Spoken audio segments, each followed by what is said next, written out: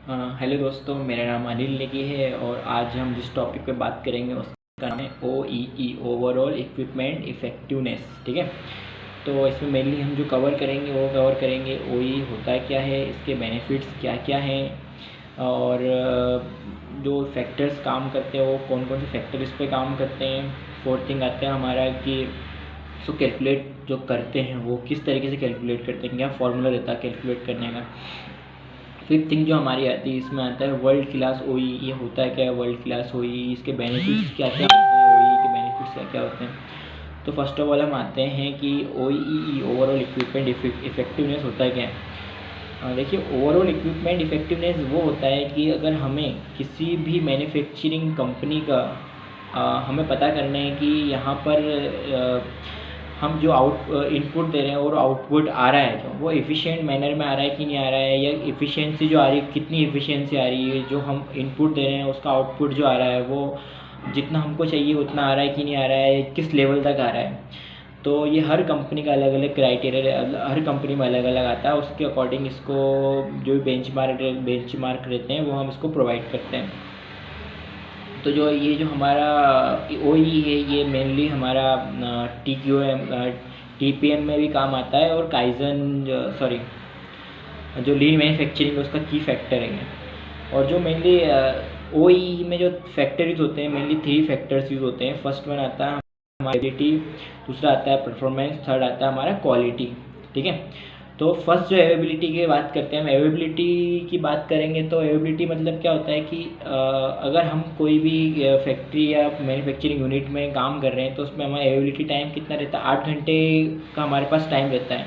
ठीक है, लेकिन 8 घंटे का टाइम है, लेकिन 8 के 8 घंटे तो प्रोडक्शन नहीं होगा, वहाँ पर कुछ लंच ब्रेक होगा, टी ब्रेक होगा, और समथिंग में कुछ प्लांट मेंटेनेंस भी होगा।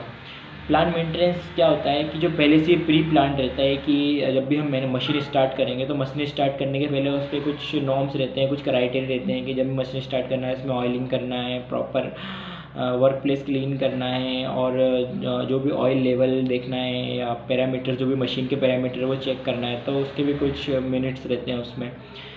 तो सपोज़ हम मान लेते हैं कि आधे घंटे का हमारा लंच था, 15 मिनट्स का हमारा टी ब्रेक हुआ, और 15 मिनट समथिंग हमको प्लांट मेंटेनेंस करने मिलेगा, टोटल 1 आवर्स हो गया ना।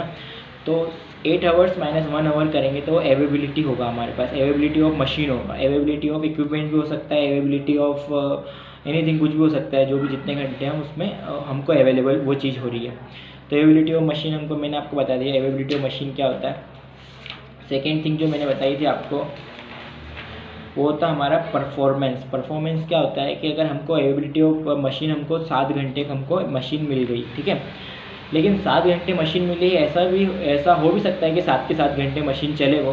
बाकी सेकेंड थिंग ये भी हो सकती है कि वो 7 घंटे ना चल के उसमें 1 घंटे का ब्रेक डाउन आ गया, या आधे घंटे का ब्रेक डाउन आ गया, या कुछ भी ब्रेक डाउन टाइम रहता है, इलेक्ट्रिसिटी चली गई, मशीन का सेटअप करने में टाइम लग रहा हमको, या कुछ मेडिकल इश्यूज़, हेल्थ इश्यूज़ होगा, जो भी ब्रेक डाउन टाइम रहता है, डाउन टाइम रहता है, वो उसमें कैलकुलेट होता है। तो उसमें क्या रहेगा, अवेबिलिटी ऑफ टाइम हमने कैलकुलेट, पहले हमको हमारे पास 7 घंटे मिला और 1 घंटे का उसमें ब्रेक डाउन आ गया या मेंटेनेंस आ गया। तो अब परफॉर्मेंस कितना हो गया हमारे पास, अवेबिलिटी माइनस डाउन टाइम कर देंगे, तो ये हमारे पास क्या परफॉर्मेंस का आ गया कि इतना टाइम हमारे पास परफॉर्मेंस करेंगे। थर्ड थिंग आती है हमारी क्वालिटी। क्वालिटी में क्या होता है कि टोटल नंबर ऑफ प्रोडक्शन जितना हमने किया है उसमें से रिड्यूस करेंगे हम जो भी नंबर ऑफ डिफेक्टिव पार्ट्स है। सपोज़ हमने 1000 क्वांटिटी पार्ट का प्रोडक्शन एक दिन में किया 1 शिफ्ट में, और उसमें हमारे 10 पार्ट जो हैं वो डिफेक्टिव पार्ट आ गए, तो 1000 माइनस 10 करेंगे उसमें से, तो जो हमारे पास जो आउटपुट निकल के आएगा वो नंबर ऑफ गुड पीसेस आएंगे, मीन्स 990 पीसेस जो हैं हमारे पास वो गुड क्वालिटी के, मतलब अच्छे पीसेस हैं वो, तो इट्स कॉल्ड क्वालिटी। तो 3 फैक्टर मैंने बता दिया आपको कि इसमें जो मेनली 3 फैक्टर काम करते हैं। और फोर्थ थिंग अभी जो बताने जा रहा हूँ वो उसको कैलकुलेट कैसे करते हैं। वही तो समझ लिया हमने क्या होता है, इसके फैक्टर कौन कौन से यूज़ होते हैं और ये कहाँ कहाँ पर यूज़ होता है, बट इसको कैलकुलेट करना है। कैलकुलेट करने के लिए हमको अवेबिलिटी, परफॉर्मेंस और क्वालिटी को तीनों को मल्टीप्लाई तीनों को जब मल्टीप्लाई करेंगे जो भी हमारे पास परसेंटेज में आएगा वो हमारे उस मशीन का, उस इक्विपमेंट का, उस कंपनी का OEE होगा, ओवरऑल इक्विपमेंट इफेक्टिवनेस वो होगा। ठीक है, तो परसेंटेज में आता हो 60%, 80%, 90%, जो भी आता है वो डिपेंड करता है वो। तो इसके हमने वो भी देख लिया कि अब ये किस तरीके से कैलकुलेट करता है। एक एग्जांपल लेता हूँ मैं आपके सामने। एक कंपनी है, वहाँ पर अवेलेबिलिटी टाइम 8 घंटे का शिफ्ट चल रहा है। वहाँ पर 8 घंटे का शिफ्ट चल रहा है वहाँ पर। उसमें उसने 1 घंटे का उसने क्या कर लिया, प्लांट मेंटेनेंस आ गया, उसमें ब्रेक आ गया और जो लंच आ गया वो सब आ गया। तो अवेलेबिलिटी ऑफ मशीन कितना हो गया हमारे पास, 7 घंटे की अवेलेबिलिटी ऑफ मशीन हो गई। तो 8 घंटे में हमारे मिनट्स होते हैं 480 मिनट्स हुए हमारे। उसमें हमने माइनस कर लिया कितना, 60 मिनट माइनस कर लिए, जो भी हमने जो मेंटेनेंस देखा, ब्रेक देखा या जो भी था।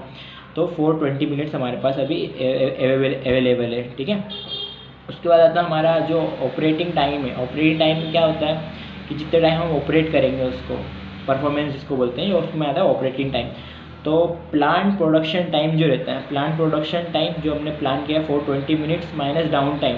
जो डाउन टाइम उसमें हो रहा है, सपोज हमारे पास आधे घंटे का हमारे पास डाउन टाइम आ गया, मेंटेनेंस आ गया, मशीन में ब्रेक डाउन हो गया कुछ भी, तो 420 जो हमने प्लांट प्रोडक्शन टाइम निकाला माइनस 30, तो 390 मिनट्स हमारे पास क्या है यहाँ पर अभी ऑपरेटिंग टाइम है। ऑपरेटिंग टाइम हमारे पास 390 मिनट्स हो गए, क्योंकि इसमें ब्रेक डाउन भी कैलकुलेट हो गया है ना। तो गुड पीसेस जो मैंने बताया आपको कि 1000 पीस अपने बनाए थे, उसमें 10 पीस जो है वो रिजेक्टेड इफेक्टिव निकल गए, तो 990 पीस हमारे पास ओके निकल गए। तो इसमें हम जो क्या करेंगे, अवेलेबिलिटी को डिवाइड किससे करेंगे, अवेलेबिलिटी देखना हमको। तो जो 390 जो है, जो हमको ऑपरेटिंग टाइम मिला है, 390 operating time divided bye shift length जो रहेगा या प्लांट प्रोडक्शन टाइम रहेगा वो रहेगा। तो अवेलेबिलिटी का फॉर्मूला क्या हो जाएगा हमारे पास, operating time divided by plant production time. Plant production time वही हुआ हमारा कि total available time minus plant break और प्लांट मेंटेनेंस, वो हो जाएगा हमारा उसमें। तो अवेलेबिलिटी क्या हो गया हमारा, plant production time divided bye operating time, मतलब जितने घंटे मशीन चली है और जितने घंटे मशीन चलनी चाहिए, जितने घंटे मशीन चलनी चाहिए थी डिवाइड बाय जितने घंटे मशीन चली है। तो ये हमारा अवेलेबिलिटी हो गया। परफॉर्मेंस भी सेम एज इट इज़ रहता है। परफॉर्मेंस में क्या रहता है कि एक इसका एक स्टैंडर्ड रहता है 0.0166 इंटू कितने हमने पार्ट प्रोडक्ट, मतलब कितने हमने पार्ट बनाए हैं, 1000 पार्ट बनाए हैं। ठीक है, 1000 पार्ट बनाए हैं, डिवाइड किससे करेंगे हम उसको, जितने घंटे मशीन चली, ऑपरेटिंग टाइम। ठीक है, तो ये हमारा परफॉर्मेंस निकल जाएगा। और क्वालिटी का सिंपल सा है कि जितने पार्ट बनाए हैं डिवाइडेड बाय जितने पार्ट ओके आए हैं, तो वो परसेंटेज में निकलेगा। तीनों एक परसेंटेज में निकलेंगे, तीनों को परसेंटेज को मल्टीप्लाई करेंगे, मल्टीप्लाई करने के बाद जो भी आंसर आएगा वो हमारा OEE होगा। ये सिंपल सा है इसमें। अब हम आते हैं OEE, वर्ल्ड क्लास OEE होता क्या है।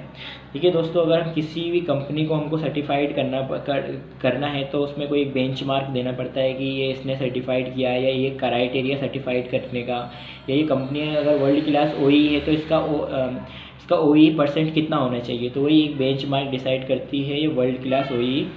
ये मिनिमम किसी भी कंपनी को तब मिलता है जब उसका OEE 85% से अबाव होता है। 85% से अबाव होगा तभी उसको, 85% से अबाव होगा तब उसको क्या मिलेगा, वर्ल्ड क्लास OEE मिलेगा। वर्ल्ड क्लास OEE होने के लिए हमारे पास जो अवेलेबिलिटी है वो 90% होना चाहिए। जो परफॉर्मेंस है, performance should be 95%, then quality at 99% होना चाहिए, तब जाके ये हमारे पास हम अचीव कर पाएंगे 85% OEE। और उसके अबाव ऊपर आ रहा है तो काफ़ी अच्छी बात है, वो हमारे लिए उतना बेनिफिट रहेगा। और कभी अगर उसके नीचे आ रहा है तो हमको उसको इम्प्रूव करना पड़ेगा। इम्प्रूव किस बिहाफ पे करना पड़ेगा, हमको क्वालिटी के बिहाफ पे करना पड़ेगा, हमारा परफॉर्मेंस के बिहाफ पे करना पड़ेगा, एबिलिटी के बिहाफ पे करना पड़ेगा। ये तीनों चीज़ें अगर हमारी इम्प्रूव धीरे धीरे हो रही है तो जाहिर सी बात है कि हमारा जो OEE है वो भी इम्प्रूव होगा। अब इसको इम्प्रूव कैसे करें, इम्प्रूव करने की बात तो करिए, लेकिन इम्प्रूव कैसे करें। इम्प्रूव हम इसको इस तरीके से कर सकते हैं कि जो हमारा सेटअप टाइम है उसको कम करें। मेंटेनेंस है मतलब मेंटेनेंस जो रहेगा हमारा, वो मेंटेनेंस डाउन टाइम भी कम होना चाहिए। मेंटेनेंस कब आता है, जब मशीनों का maintenance proper time to time नहीं हो रहा है, या प्रिवेंटिव मेंटेनेंस का प्लान है पर उसको वो फॉलो नहीं कर रहे हैं। हर कंपनी में हर मशीन का प्रिवेंटिव मेंटेनेंस प्लान रहता है, बाकी अगर उसको फॉलो नहीं करते हैं हम तो हमारी मशीन रनिंग टाइम में ब्रेक डाउन हो जाता है, और ब्रेक डाउन के कारण हमारे पास ही लॉसेस बढ़ जाते हैं। थर्ड थिंग आता है हमारे पास क्वालिटी में क्या आता है कि अगर हमारे प्रोडक्ट हमने 100 पीस बनाए और 100 में से अगर 10 पीस ही रिजेक्ट हो गए तो 10% हमारे रिजेक्शन में आ गया ये, तो इससे भी हमारा ओवरऑल इक्विपमेंट इफेक्टिवनेस पे भी जो रेंटिंग आती है उस पर भी फ़र्क पड़ता है। तो क्वालिटी के डिफेक्ट्स हमको रिमूव करने के लिए हमको एक पूरा उसका परेटो बनाना पड़ेगा, कौन कौन से डिफेक्ट ज़्यादा आ रहे हैं, किसका इम्पैक्ट उस पर ज़्यादा पड़ रहा है, वो पूरा प्लान करके फिर हम उस डिफेक्ट पे काम करेंगे। देन हमारा उससे क्या होगा कि हमारा जो क्वालिटी का रेशियोज़ है वो अच्छा, परसेंटेज काफ़ी अच्छा आएगा।